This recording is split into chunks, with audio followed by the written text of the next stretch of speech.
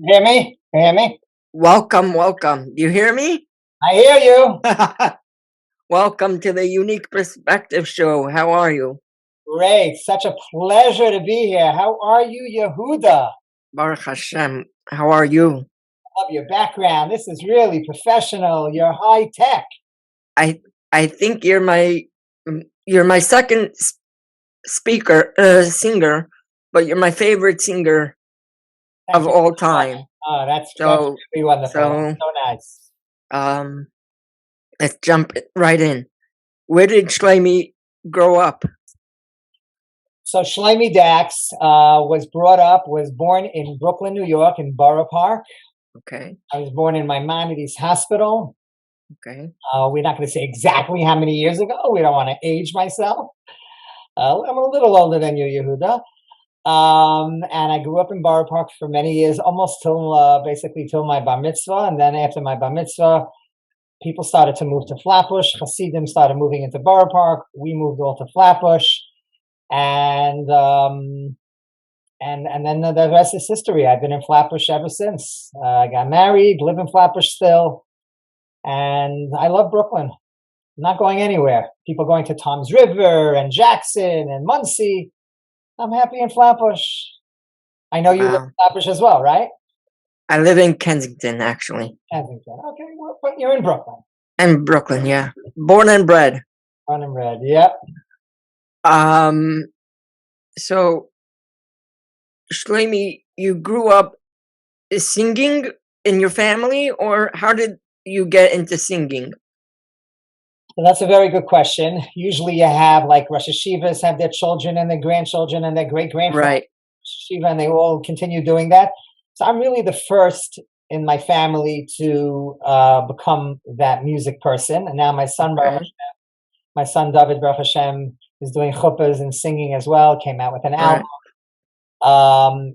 So I was really the first. My grandfather on my mother's side was a chazan in Los Angeles. That's where I got my Baruch Hashem. Hashem gave me a gift. I think I got it from my grandfather. He was a chazan. He davened beautiful, made up nigunim. And I started singing when I was very, very young. My mother saw that I loved to sing. When I was 2, 3 years old, she said I was already banging with silverware on the table, and I had a. She said I started singing when I was very, very young. Before I even spoke, I was able to carry a tune. So it started very young. I was in many choirs as a little child. I was in Sliva Zemer Boys Choir, Amudei Sheish Boys Choir, Miami Boys Choir. I don't know how I had time to be in yeshiva with all these choirs. I have to ask my mother one day how I was able to do it. But Baruch Hashem, I started very young. Yes. What yeshivas did you go to? You're saying growing up. Saying plural, yeshivas, as if I jumped around and got thrown out of yeshivas. No. I went to Dovid on East 9th most of my life until 10th grade, from nursery straight through 10th grade. 10th grade, I went to Beis Shraga of Muncie for 1 year to finally see if I can dorm and be away. Didn't really work out. I mean, I loved the yeshiva. I was very much sliach, but it wasn't for me. Then I went to Shar HaTorah in Queens for 2 years, 11th grade. Wow. 11th and 12th grade. I had great rebbeim there as well. And then I went to Eretz Yisrael, to Rav Shalom Schechter, to Rav Avraham Gurewitz near Moshe for 2 years. Okay. And then I was in Koil for a few years after I got married, Rabbi Simcha Rosenblatt, Shlita. And that's it. Today we still try to learn every day. I'm catching up, always doing the daf, trying to learn what I can, and that's it. Gotta do it every day. Like Rabbi Eli Stefanski says, it's not the daf, it's the yomi. Gotta learn every day something. Wow. So you lived in Eretz Yisrael after you got married, or you moved, or you got married and lived in New York all the whole time? Correct. I learned in Eretz Yisrael when I was a bacher. I never went back married to Eretz Yisrael. I got married and then also lived in Brooklyn all the years. Yes. Mm-hmm. How did you meet your wife? How did I meet my wife? My wife, that's a funny story, which I don't know if there's time to get into the whole story, but I was my wife's brother's counselor in Camp Tarvadas, Shaya. Wow. Wife is an elephant. F-A-N-T, not P-H-A-N-T, from Staten Island, and our 30-year anniversary is coming up. So I'm giving away Wow. my age. And so he was in my bunk. So it's a visiting day. The mishpacha comes visiting day, and I saw my future father-in-law, mother-in-law. At the time, I didn't know. She had an older sister, my wife, and she had my brother. So I saw the family, and I knew who they were. And then all of a sudden, a little bit later, a year or two later, the name came up, and I already knew who they were. I knew their faces. I knew their family. So it was a lot easier. I wasn't walking into a stranger's house, And they gave me a nice tip on visiting day, so that helped. And that's how I met her. We had a few shadchanim claimed it was their shidduch, so we had to give a lot of shadchanis. Wow. Be very careful with shadchanis and make sure you take care of everyone. It's very important to pay a shadchan, and we took care of 3 or 4 people. I think we ended up giving, because there was a lot of people thought of the idea. So you mentioned Tzlil V'Zemer. Yes. How long were you part of Tzlil V'Zemer? And I don't know if you remember this, but my brother was also a part of Tzlil V'Zemer. I remember at the same time. I think your brother was just getting there when I was leaving. We crossed paths a little bit. At one point, we overlapped very little, if I recall correct. But I do remember your brother. He had a nice voice, a beautiful voice.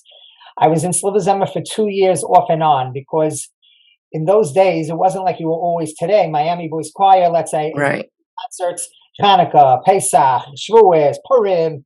They're doing 10 times a year. They're doing concerts. In those days, concerts were less frequent. So there were times where I was part of the choir, but months would go by till we did something else.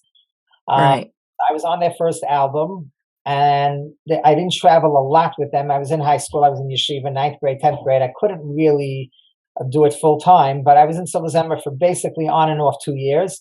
In between that, I was also in Miami. So jumping around. It was very interesting. At one point, I was in Amudei Sheish, also together while I was in Miami. So I was really juggling all the boys' choirs. It was very interesting. Yeah. Were you in the Miami experience too, or one of those Miami experiences? Yes, I was in Miami experience 1. Okay. The first one, I sang Pischuli. Okay. Bulls Pischuli, I debuted. I was 19 years old. Wow. First time I really performed as an adult live. It was a very nice opportunity, because I was an alumni, so Yerachmiel gave me the opportunity to do Pischuli. You know Pischuli. Yeah. So I did that, and later I used that song on my second album, Achenu. And I was on the first Miami experience in Brooklyn College. I was not on the second. I hear. I don't know why. Come to think of it, why not? But I don't know. I was on the first, and the first. But then you also came back when they had the alumni thing on the 25th or something. You sing. Wow, you really did comment. No, yeah, we came back as the 25th, and I came back a few years ago. We did another one. Twice I came back as alumni. And it's like yeshiva has a dinner, so they honor their alumni. Brings back alumni to rejuvenate the spark of the old into the present. It's nice, very nice. It's nice experience. When did Shloime start the Shloime Dachs orchestra, and how did that come to be? So that's a very good question. So I was singing. I was doing freelance weddings for everyone. Primarily, I was singing for Nagina Orchestra. They were the biggest orchestra. On a given Sunday, they can have 10 weddings. So I was working every single night as a singer, as a wedding singer.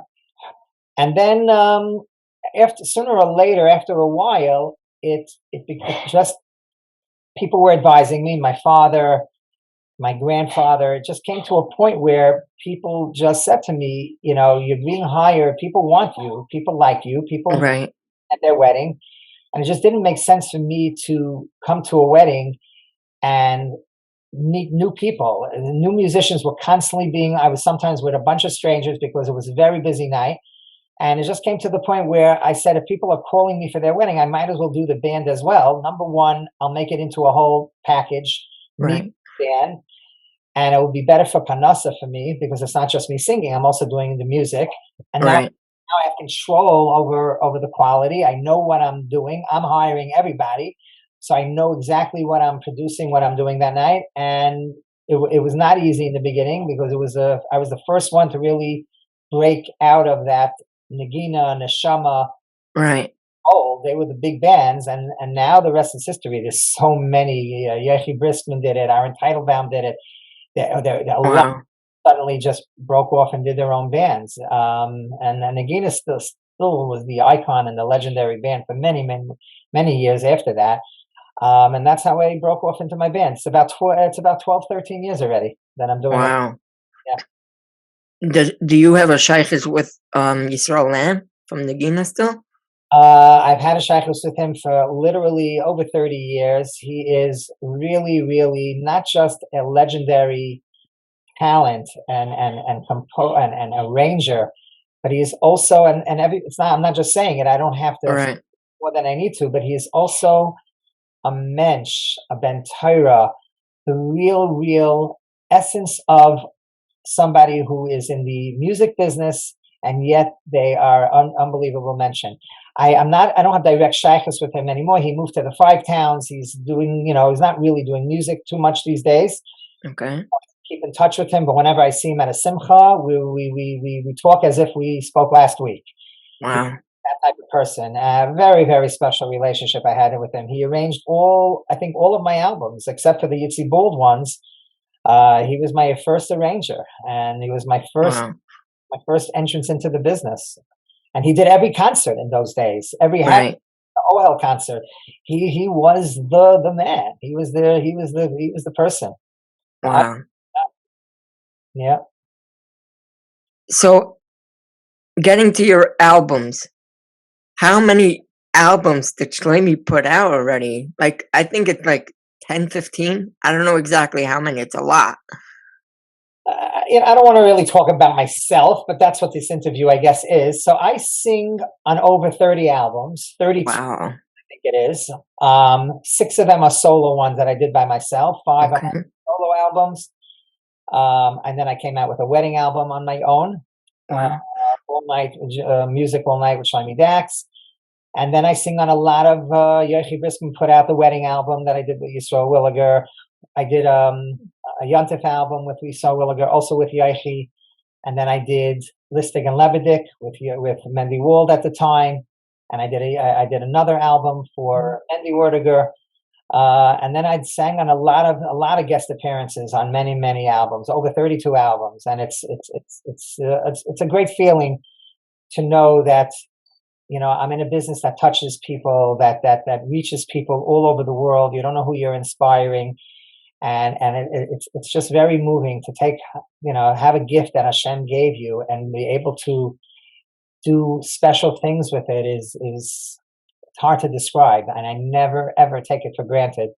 It's something that I have such a gift that I am so thank you Hashem for choosing me to give me that opportunity, that gift. Because in addition to being in the music business, you meet the most special people in the world, you included. Right. Every organization, I have shaykhs with all the major organizations of the world that normally I wouldn't have shaykhs with. HASC, I sing every summer. OHEL, Lifeline, Camp Simcha, every major organization I somehow got involved with because of music. I know so many more Rosh Yeshiva and Askanim just because I was in a business that touches other people. Right. So it is such a huge thing to know all the biggest people in the world, Rabbi Pesach Kron, speakers, Rabbanim, Rabbi Scholar type of people, David Mendel from OHEL, HASC, everyone. It becomes one big family. And it's really, really something humbling and special that I was able to do over my career. It's a lot of big name drops that you just named. Wow. Yeah. Did you? I know your son is in the music industry now. Also, did the other have to look up to his father as getting into the music industry, or is he his own type of music? So my son Dovid is in the music business, but he's not in the music business. He doesn't. he didn't choose to do weddings and do full weddings and be out and put out, do concerts and be out till 1 in the morning and go home. He has two children, Kanai Nahari, lives in Lakewood. Right. He did put out an album called Shiras Hayam. I recommend everybody hearing that album. He came out with it while he was in Beis Medrash, while he was learning in Yeshiva Bell Harbor. It was done Right. Zmanim, never doing Yeshiva, never doing Seder. And Wow. ended up being like a hobby. It was going to be a small little project. One thing led to the next. It became a full, beautiful, full-fledged album. And he sings at chuppahs now. He gets hired Right. to sing chuppahs, and then he goes home. He doesn't want to be full-fledged in the business. It's not an easy business. It's a wonderful business and very rewarding business. You sing people at their happiest times, at simchas, people the simcha, and it's a wonderful opportunity. But he does chuppahs all the time now, and some of them he even does with me.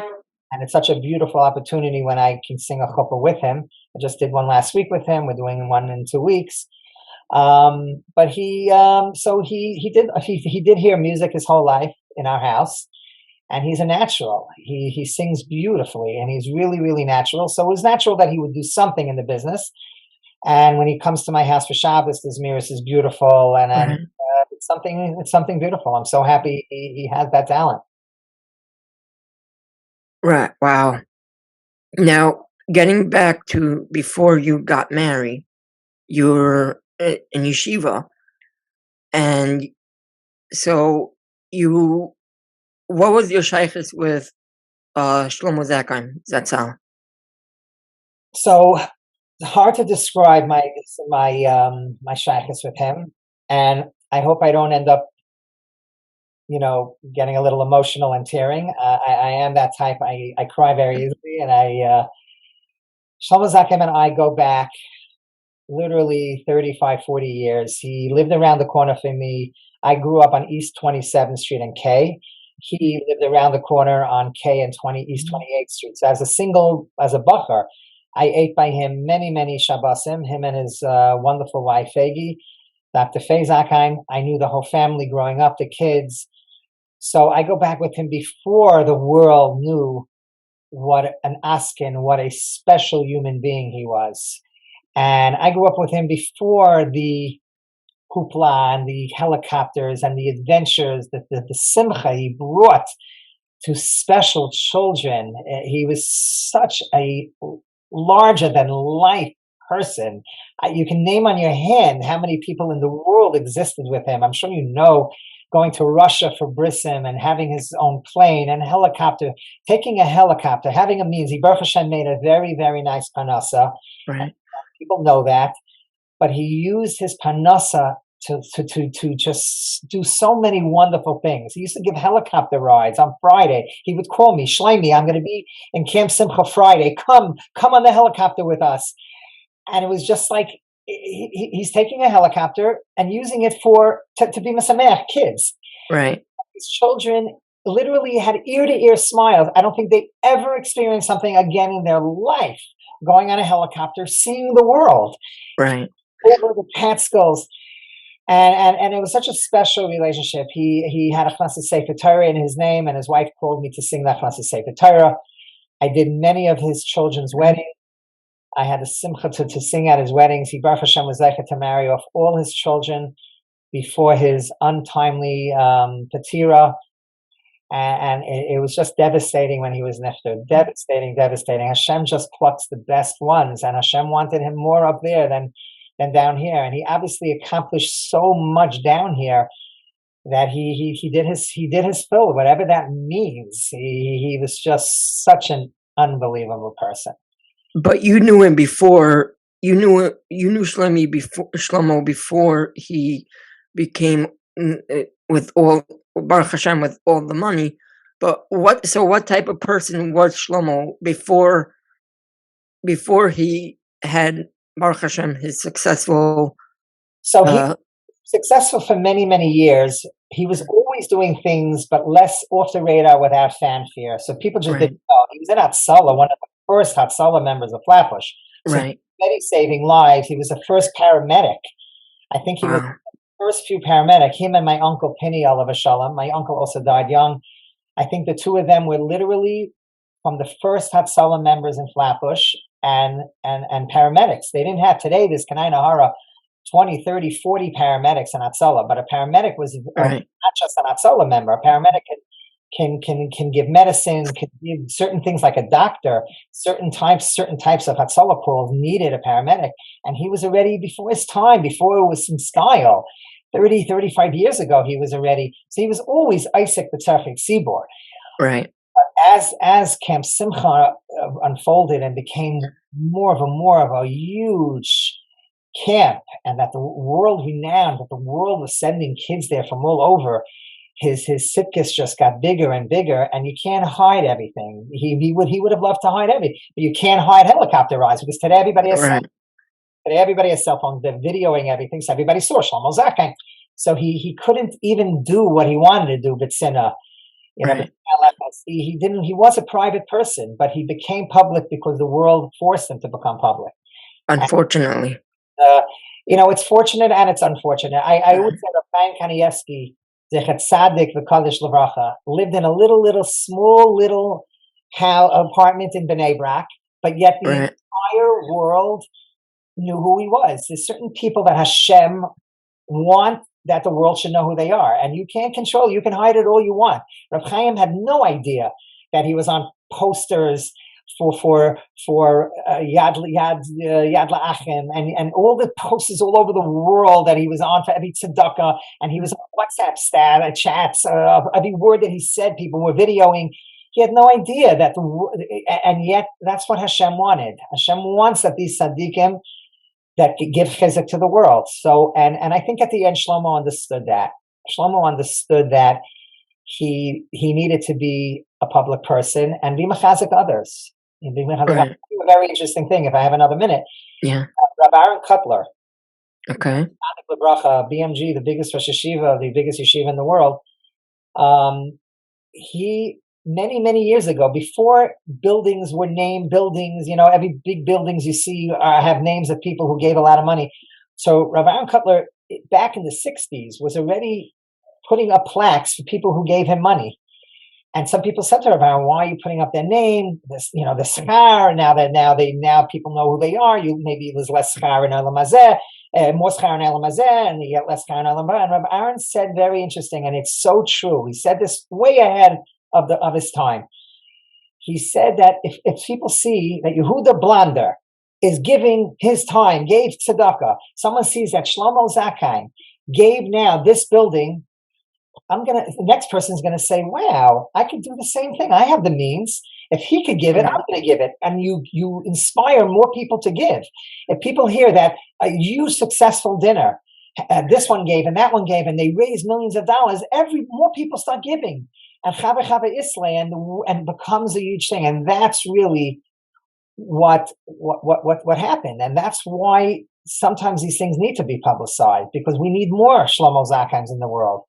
And we need people like him. And Baruch Hashem, there are people, very few, someone like Eli Rowe, who I'm sure you know very well, who is so much like him. And also with his planes and helicopters, does Hatzalah Air, such an incredible thing, airlifting people who need to be in different states or a different country sometimes for medical attention, and to be able to take... Right.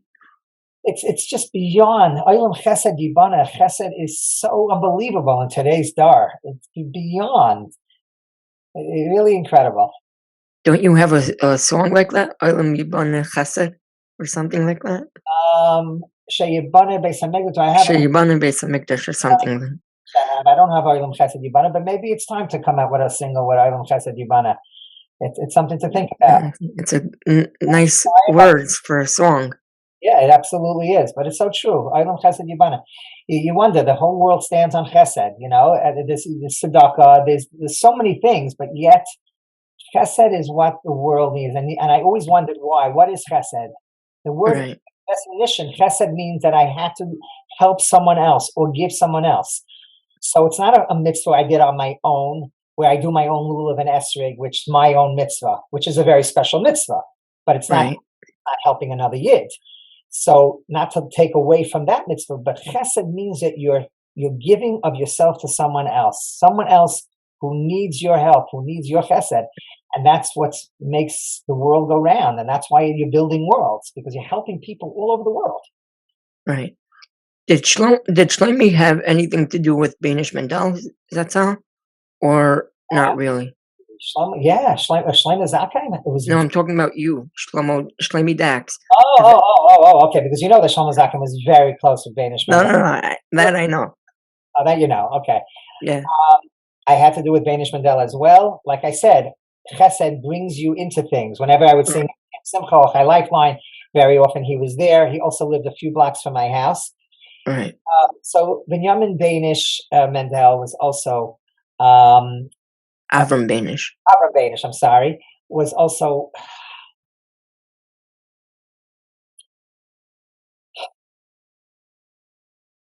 I'm sorry. Just takes these special neshamas in their prime. Can I tell you the most amazing story about Avram Banish Mendel, which you may not have heard, and I want you to. First of all, nobody probably this story. One story everybody knows. I think it was published in books or in the magazines. The other story that I barely think anybody knows because it happened with my own great aunt. I had a great aunt and uncle that lived in Silver Spring, Maryland. Okay, they didn't live in New York, where the Hawk is. Where they lived in Silver Spring, Maryland. So it's a little bit out of town, and it's less Hawk, less Hatsala, Hawk, and all that. And my great uncle, unfortunately fell down a steps, and he was never the same. And little by little, he deteriorated. And they were supposed to move to Eretz Yisrael. They had bought an apartment in Eretz Yisrael, and because he fell and needed medical attention, a few years, his wife, Mrs. Israel, Leah and Neil Israel is their name. Okay. She couldn't go to her apartment in Eretz Yisrael because she was now stuck in America with helping her husband recover, which he never did. So what happened? She decided she wants to go to Eretz Yisrael and take him to Eretz Yisrael no matter what. She doesn't want him, Chas v'Shalom, to be nifter here and then go by plane. She wanted to get him to Eretz Yisrael before he died. Okay. And that was a very big challenge for her, very big challenge. Medical teams wouldn't allow it. The doctor said, I'm not taking responsibility. He could die on the plane. The airline wouldn't let it unless there's clear medical clearance. So to make a long story short, finally, after many, many years of pulling strings and really working out and spending hours with people, connecting with people, they told her, if you have a paramedic on the plane with you, from the second he gets on the plane till the second he gets off, we will allow you have to buy the extra 2 seats because he needed to be laying down, buy a 3rd seat for him and a 4th seat for yourself. You pay for 4 tickets going to Israel. We will allow it, but we need to know who is and everything. So sure enough, I don't know the exact details, but sure enough, somehow Banish Mendel, Olav Shalom, heard about the situation, and he said he is willing to go. Total stranger. He didn't know my aunt. He didn't know my great uncle. Did not know them. He only later heard that it was related to me, but he didn't know at the time. And he refused to take payment. He refused to let her pay for his ticket. Not that you would think, oh, yeah, it's Eretz Yisrael. It's not Idaho or Boston. It's going to Eretz Yisrael. It's a big deal. He'll make a trip out of it. He'll go to the Kaisel. He can go. You know, what's the big deal? It's not such a tzidkis. The tzidkis was that he didn't allow her to pay, and the tzidkis was he literally the next day went to the Kaisel Dovid, headed right back. Wow. He had to go only for one day. He had to be back in New York. So it was a really lishma story. Till today, my aunt talks about it and just is so amazed. Later, she said to me, "Oh, you know, this guy Banish Mendel came along with me." I go, "Banish Mendel? Of course I know him." She didn't know that I knew who he was. He was just incredible, and it's many, many years later, and she still has such hakaras hatov that he did that. But the best story of all is, to me, his sensitivity. He was very close with Rav Pam, my Rosh Yeshiva, who I call my Rebbe, my Rosh Yeshiva, Rav Pam from Dachs. He had the schus of being very close to Rav Pam, and he had the schus of taking him in the car sometimes to the hospital or for treatments when Rav Pam was sick. This is a little more well-known story, but it's kedai. So Banish Mendel, how anybody even thinks like this, knew that he's taking Rav Pam on, I think, a Matzah Shabbos to Borough Park, from his house to Borough Park, a 10, 15-minute ride. And he decided that Rapam was in such pain that every bump in the road in the car would be pain for the Rosh Hashiva. And we can't, and not everybody can imagine what that's like. Every bump. So Banish Mendel spent a few hours, the Friday or the Thursday before, going every route, every block, Wow. which block was paved the best with the least bumps, so he could, and he mapped it out that when Rapam got into his car, he did not have a bump on the way to the treatment to the hospital. Wow.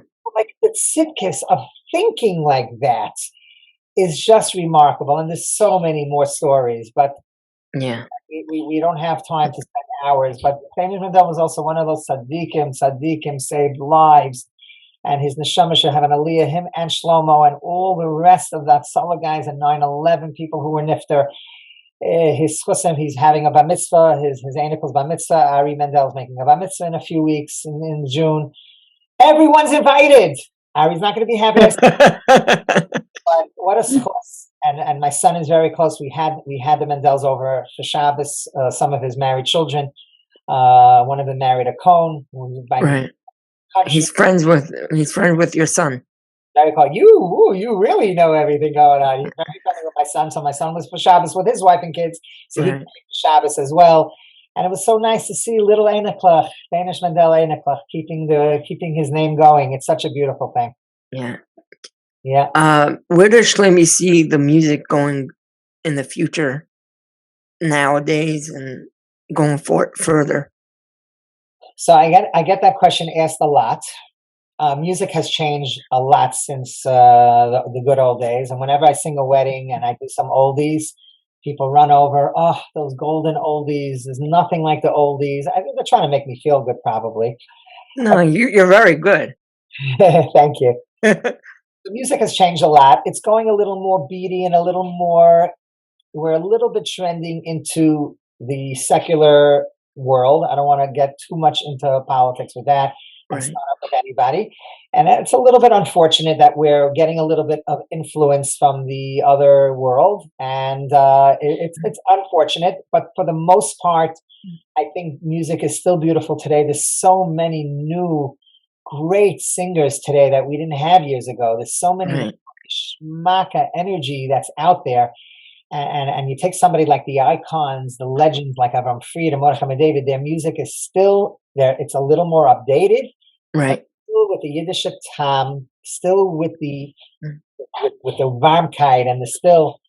And so music is getting more techno and more sophisticated. Like weddings bring sound, like carrying sound for 2 hours. My sound guy is putting up these crazy sound systems that we never had years ago when I did weddings. Everything stepped up to a much higher level, and and music has changed too. When I came out with CDs, my famous song "Hamal Chago," for instance, the only way someone in Chicago or Montreal or anywhere out of New York could hear the song that I came out with a song was if the CDs were shipped to the Svarim store. Right. Someone went to the Svarim store, bought it, and then played it on their CD player or their CD, their Walkman, whatever. Today, if I come out with a single, within a minute, it could go all over the world through social media, right? Music and Spotify and it's an incredible thing. WhatsApp chat can play. Thousands of people can hear it in Israel within 2 minutes that the song came out. So the world has changed in that way. But on the other hand, it's easier to pirate, to copy the music, and easily make a living because everybody's sending the song to everyone. People aren't buying it like they should. But that's another. That's what I wanted to jump right into. Like it's. For you, it's your parnasa. So how do you justify all this pirating and social media and all the music that gets around 24/7, and it's your parnasa? How do you get around that? So it's very, very tough. I spoke to my Rosh Hashiva Rav Rombelsky many times. I wanted to get a psak from him that I could be mefarsim and tell people, and he was very, very, very strong to tell people that it's usher to burn a CD, or to today USBs. You can't just take people's music and just copy it to yourself without buying it. And it is our panasa, and our panasa has been hurt tremendously from it. So I used to say, would anybody go into a grocery store, take milk out of the refrigerator, and walk out of the store without paying for it? Nobody would do that. Would Right. anybody take cereal and just walk out? That's what you're doing when you copy a CD. But people Right. don't look at it that way. They don't really look at it that they took something from a store without paying. So Rav Belsky was very strong about it. But between me and you, I could say it now. I never told this to really anybody. So Rav Belsky once told me that Okay. it's happening, and it's unfortunately a machla, that people don't understand the sensitivity. They're not bad people. They're not. They don't think they're stealing from you. They don't even realize. They buy one and they think they can make 10 copies. They can send to their kids in Israel. Right. And there are certain halachic ramifications where if you bought one, you could make a second one for the car, or you could make for your other computer. Right. We're asking every family to buy 10 US CDs. But he said that we wouldn't want to have on our head that chas v'shalom, because we're makbid and we're not meichel, that someone should get up to the Olam HaEmes after 120 and get punished for taking ours.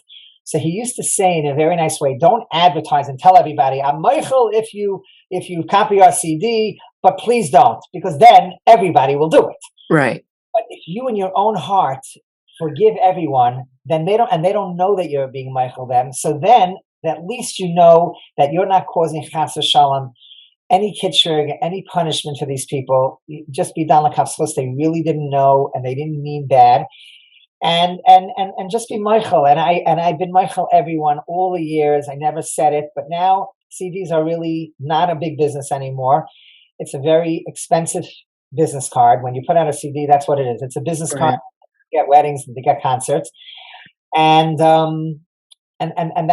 that's really what it is. And it's very tough. It's a very tough world with that. But on the other hand, the music is reaching all over the world beyond what it ever reached. Millions of people are watching, whether it's YouTube, whether it's WhatsApp groups. It's really unbelievable. I'll tell you a very amazing story. I got a child in the Midwest. It was such an innocent call from a 9-year-old boy. Hi, my name is Yaakov, I think, whatever his name was. Is this Shloime Dachs? I said, yes. He said, I love your music. Is it okay if I copy your CD? From a friend of mine bought the CD. Is it okay if I, ask permission to copy it? Okay. So I have only a few seconds to answer him, and Hashem just put into my head the most brilliant answer. Okay. I said to him, you know what? Give me your name and address. I'm so moved that you called me to ask me before you went. Wow. You called me to ask me permission. Don't copy it. I'm going to send you the original CDs. I sent him a bunch of 3 or 4 CDs at the time. I autographed them. I sent him a little letter saying, thank you so much for reaching out to me. Here are my CDs. Wow. About a week later, when he got it, his mother called me. And his mother said, Shloime, we didn't mean for you to send the CDs. I want to pay for them. Tell me your address. My son didn't call for you to send us CDs. She felt so bad that I sent her the CDs. Right. I said, no, you don't understand. First of all, I was so moved. I never got a phone call before asking permission. People just do it. Right. That a 9-year-old is so mature and understand, I had to say. And number 2, I'll tell you the real reason why. Because I could not say to him, yeah, you have permission, go do it. Because then he'll tell 20 more friends, oh, Shloime Dachs said it's okay. So without me saying it's okay to do it, let me just send them to him. So now he knows he didn't copy them. And I felt like sending them to him. And wow. It was very moving that this boy called. And that's actually an amazing story. That's very, very, wow. Yeah. People should realize they're hurting us. They're hurting Panasa when they copy. How much is it already? $15. You can listen to it 100 times. You go out to eat. You eat 2 slices of pizza and a Coke is $10, and you don't. Right. You have a CD that you can listen to 100 times, and you can. So, it's hard for me to understand. People don't realize these CDs cost $75,000 to $100,000 to make. Wow. Very expensive to make, but But people don't realize, and I'm Michael, everyone, because people really don't mean it. It's hard to understand, you know? Wow. Um, w- is, where, first of all, is Shloime coming out with any new albums in the near future? And if so, if yes, what are, can we like hear names of the albums or not yet? Okay, so unfortunately, I'm not working on any actual CD. I'm at a Right, point now in my life where I'm doing weddings, bar mitzvahs, singing at dinners, and things like that. A CD would be very difficult for me at this point financially, and just the way the market is, it's a very difficult market. There's so many singers today, so it's a different world today. But I do have two singles that I'm in the works. right, Became a new thing. Singles became a very popular thing. Uh, right, you can just whet people's appetites, still stay relevant, put out stuff. Hopefully this summer I'm going to be coming out with a beautiful song. I also have a song that I recorded with my son Dovid, right, that was done a long time ago that never came out. I should say it came out for a wedding. Someone gave it out at a wedding, but very few people heard it. We're going to try to hopefully release that as well. wow, And I'm always open for new material, but to come out now with a new album, really, to be very honest, probably not in the near future. But you never know. Hashem could all of a sudden make things happen. You never know. Someone could call me, Shloime, I want to. Here's a check. I want you to do it. You never know. right, But right. I don't. Who are Shloime Dachs' top 5 singers nowadays and from back in the day? Wow, that's a tough question because then you can get in trouble with who you didn't say. Um, so I think all the singers today bring a different niche and different feel and different hagasha. You know, all the singers today are really, really, really, Right, but only because you're Yehuda Blonder. How can I not answer your question? Different people that I think are making the biggest waves in the business. It's not about who's better or worse. right, They're all talented in their own way. Hashem, sends different talent in different ways. And not in any specific order of best to worst. right. One person that comes to mind right away is Rabbi Baruch Levine. Okay, Because he's also a Rebbe. And when you're a right, Rebbe, very few in the history of Jewish music were in Klei Kodesh, in the Chinuch, and in the music business. It's such an interesting dynamic, right. interesting combination where you could be Erlich, a Rebbe, you're inspiring Yiddish Kindle, and yet you're in the top of your game. He's always composing the biggest songs of Klal Yisrael. The Zakeni, I can go on and on. That Right, has made up, has composed, is something very special. And that happens to be a song that I do want to put out. I bought a song, My Da'ani, from him many years ago that I never put out. I recently contacted him to remind me. I remembered the low part. I forgot the high part. The high part, he remembered it in a minute. And I really hope to still put out that song. I'm going to call him again and hopefully do it by Donnie Gross. I'm sure you heard of Donnie Gross, who also is a young powerhouse, bringing so much Jewish music now to the world. right, In the olden days, we went to studios, Goyish studios, that were like a house long. The board would be this big. We would have to go and spend thousands of dollars, give Goyim Parnasa. Today, people like Donnie Gross have studios in their own house, and you can give a Yiddish shtub. You can give people Parnasa, right. own house. They're producing professional, very high level content. So a guy like Donnie is hopefully who's going to do this song. I'm going to contact him. I contacted him about a different medley of songs that I want to do this summer as well. And he makes it much easier. He's in Flatbush right here, and he's Bakom Mikol Kol, and he's not paying me for this advertisement. Right. You have a guy like Barry Baruch Levine, incredible influence on the business, and he should continue Mikhail Chayil to have good health and continue to come out with amazing, inspiring Jewish music. Somebody like today also knew Reb Joey Newcomb. Just an incredible niche, different. Where years ago you'd see a guy with a long beard who, how are you? People would laugh like, "Yeah, shkayach." But today we're in a generation where people want to be inspired. People are thirsty for this. Right. He reaches people of all ages, from young to old. Hasidish, Litvish. I've seen Hasidim and Litvish, modern Orthodox, all types, just their mouths open listening to him. Right. And his material is just unbelievable, really. So those are two that I can name.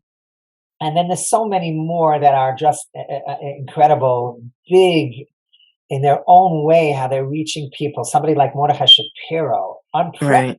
unprecedented, how somebody so young, so quickly just went straight to the top. And not that he didn't pay his dues, but Right. he had to climb like others. He had unprecedented siyata d'shmaya.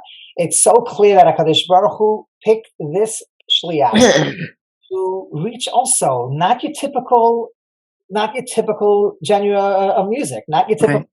read, Mordechai, different, branching out, yet still keeping it Jewish, keeping it kosher, but a little bit trendier and reaching people that never listened to Jewish music. I know people that didn't care to listen to Jewish music that are now listening to Jewish music because of Mordechai Shapiro, and that's something that Wow. don't like him. It's a taste. Maybe some people aren't into that type of music, but you Right. can't make everyone happy. It's the way it goes. Right. But he has a niche, also created a tremendous niche. And of course, the old timers, Avremel and Mordechai Ben David, I grew up on their music. And to me, one of the most rewarding things as I had a career as an adult was to sing with them on stage. To have a legend, to have a B'nai Torah. They sit and learn many hours a day of Fried and Mordechai Ben David. I don't know if people know this. Right. The real B'nai Torah, the Erlich, Avram Fried is saying to Hillel in between while other people are on stage. Such, to me, mystic, and to grow up on his music and then have so many times get to sing at weddings with him and do concerts with him is the ultimate dream come true for somebody growing up on his music. So those are for sure the two big legends. I mean, Shlomo Carlebach has gone so many years, and how his music Right. is also everlasting. Every Shabbos table, every wedding. So I didn't get to meet him as often. I met him many times, but not nearly like Avram Fried and Mordechai Ben David.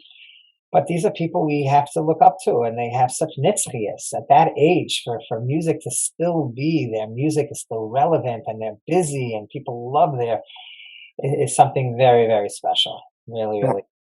Wow. So what are Shloime Dachs' top 5 songs of all time? Oh, I wish I knew that in advance. My top 5 songs of all time. Obviously, I'm not choosing my own. That would be geeky and what's the word my kids would use? Nerdy. Dirty. My top 5 songs. There's so many. My top 5 songs. Well, at my own wedding, I sang Oid Yeshvu from Mordechai Ben David, composed by Yossi Green. That to me is a legendary 3-part song, different, not a typical low part, high part. Oid Yeshvu is one of the classics of all time. Another oldie that I think is probably forever, will never ever get bored and old, is Bilvavi from Rabbi Shlomo Brazil. A very, very special song. Bilvavi Mishkanevne is a classic. It's sung still at weddings, at chuppahs. 5, you said? Oh, wow. So many. A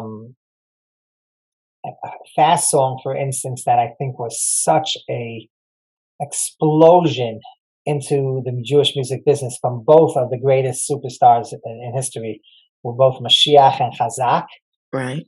Were unbelievable epic songs that I think are also unprecedented, how they just changed the Jewish music.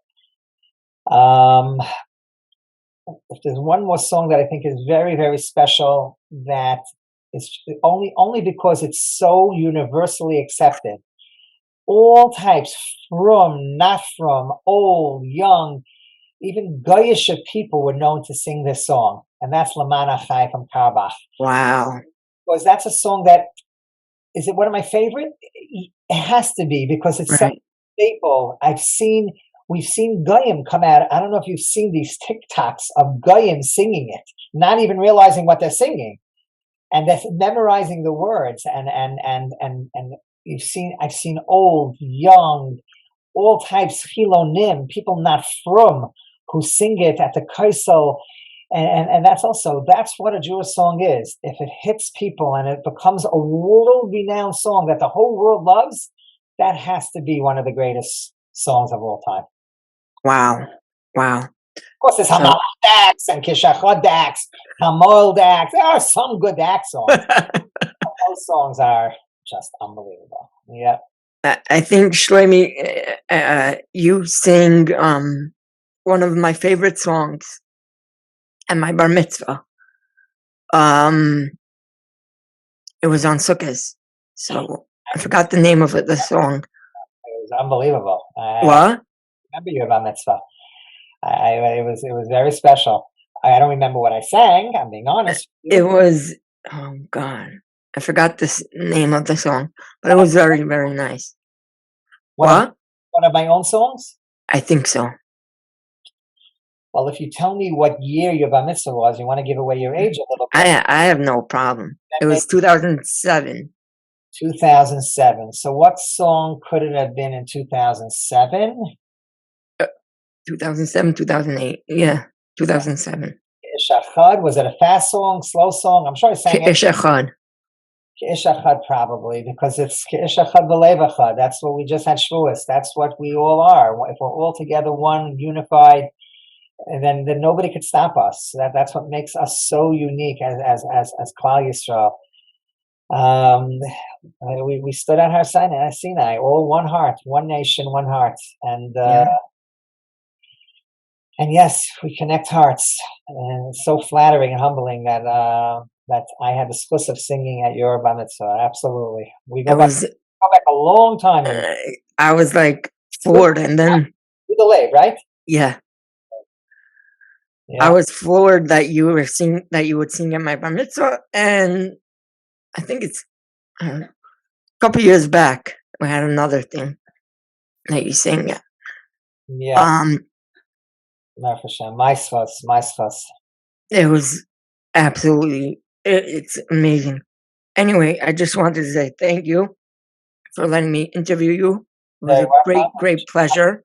This new platform, it's a beautiful, beautiful idea. And I don't know how long you're doing this. I'm not even so sure. And you should be matzliach. How long are you doing this? It's only been, this is 8-9 weeks. 9 weeks, and you're doing what, one a week, and you're putting it out. You have a platform for it, and all. Yeah. That. Amazing. Yeah. Okay, I'm flattered that you thought of me and you called me, and it's my fuss. Thank you so much. Anyway, thank you so much for letting me interview, and you just keep on doing amazing work for Klal Yisrael. Thank you so much for the opportunity. Be well. Yeah. Great summer. Looking forward to bumping into you more often. Same here. All right. Be well. Bye-bye. All right. Bye-bye.